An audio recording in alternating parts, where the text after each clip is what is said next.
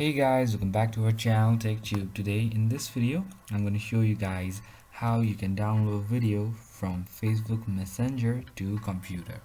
So I'll be teaching you a very easy step regarding this one, and if you have any problem or any queries within the process, just let me know in the comment section right away. And now without any further delay, let's just get started. So one thing, I'm using my laptop right now, so it's relevant to computer as well.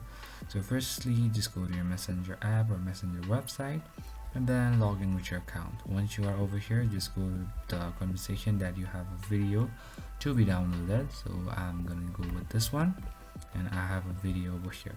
So what you can do is you can just right click on it and you'll be having option which says save to download.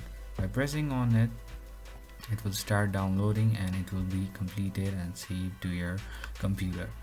So that's pretty much, guys. That's how you do it. I hope this video is helpful for you guys. So thank you for watching our video, guys. If you like our video, please leave a like and do not forget to subscribe our channel and also hit the bell icon so you never miss an update from us. If you have any queries, just let me know in the comment section right away, and I'll see you guys again in our next video. Till then, stay safe, guys. Thank you for watching.